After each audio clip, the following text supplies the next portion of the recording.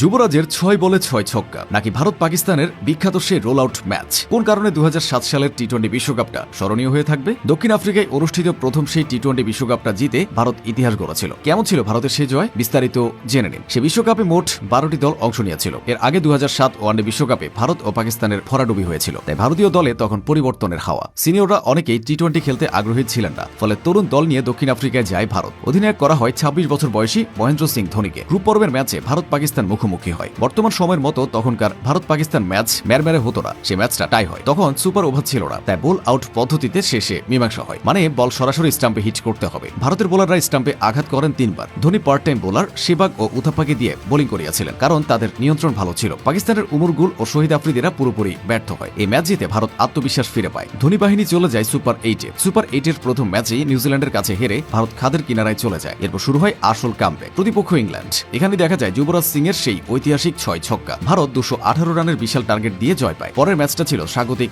দক্ষিণ আফ্রিকার বিপক্ষে। সেমিফাইনালে যেতে হলে ম্যাচটা জিততেই হতো। টপ অর্ডারে সেবাগ সহ সবাই ব্যর্থ হয়। ধোনির ৪৫ রানের ইনিংস মিডল অর্ডার টিকিয়ে রেখেছিল। পরে যোগ হয় ২০ বছর বয়সী রোহিত শর্মার দারুণ এক হাফ সেঞ্চুরি। ব্যাস, ভারত পেয়ে যায় ১৫৩ রানের পুঁজি। তখনকার দিনে টি-20তে ১৫৩ রান ভালো সংগ্রহ ছিল। আরপি সিং এর ৪ উইকেট শিকারে দক্ষিণ আফ্রিকা ১৬৬ রানে থেমে যায়। ভারত চলে যায় সেমিতে। প্রতিপক্ষ ছিল অস্ট্রেলিয়া। তখনকার অস্ট্রেলিয়া আরও অপ্রতিরোধ্য ছিল, তবে ভারতের ট্রাম্প কার্ড ছিল যুবরাজ সিং। অজিতের পেলে যুবরাজ দানব হয়ে উঠতেন। এদিনও তাই হয়। মাত্র ৩০ বলে যুবি ৭০ রানের দুর্দান্ত এক ইনিংস খেলেন। ২০০ স্ট্রাইক রেটে ধোনি ১৮ বলে ৩৬ করেছিলেন। ভারত ১৮৮ রানের বিশাল এক সংগ্রহ পায়। জবাবে 50 করা ম্যাথু হেইডেন ম্যাচ প্রায় বের করে নিচ্ছিলেন, কিন্তু শ্রীশান্ত তার ৪ ওভারে মাত্র ১২ রান দিয়ে ২ উইকেট তুলে নেন। সেই ২ উইকেট ছিল গিলক্রিস্ট ও হেইডেনের। এতে অস্ট্রেলিয়ার মেরুদণ্ড ভেঙে যায়। অস্ট্রেলিয়া ১৭৩ রানে থেমে যায়। ভারত ১৫ রানে জিতে ফাইনালে যায়। ফাইনালে আবার মুখোমুখি হয় ভারত ও পাকিস্তান। এর চেয়ে বড় ফাইনাল আর হতেই পারে না। টসে জিতে মহেন্দ্র সিং ধোনি প্রথমে ব্যাটিং করার সিদ্ধান্ত নেন। বীরেন্দর সেবাগ ইনজুরির কারণে খেলতে পারেননি। তার জায়গায় ওপেন করতে নামেন ইউসুফ পাঠান। শুরুতে ইউসুফ এবং উথাপ্পা বিদায় নিলে ভারত চাপে পড়ে, কিন্তু এক প্রান্ত আগলে রাখেন গৌতম গম্ভীর। তিনি ৫৪ বলে ৭৫ রানের এক অসাধারণ ইনিংস খেলেন। যুবরাজ ও অধিনায়ক ধোনি এদিন বড় রান করতে ব্যর্থ হন। শেষ দিকে তরুণ রোহিত শর্মা ১৬ বলে অপরাজিত ৩০ রানের এক ঝড়ো ইনিংস খেলেন। ভারত ১৫৭ রানের সম্মানজনক সংগ্রহ পায়। এমন এভারেজ টার্গেট ডিফেন্স করতে হলে পাকিস্তানি ব্যাটারদের শুরুতে চেপে ধরতে হতো। ভারতীয় বোলাররা সেটাই করে। আরপি সিং ওপেনার মোহাম্মদ হাফিজকে প্রথম ওভারেই ফেরান। এরপর কামরান আকমলকেও বোল্ড করেন তিনি। মিডল অর্ডারে শোয়েব মালিককে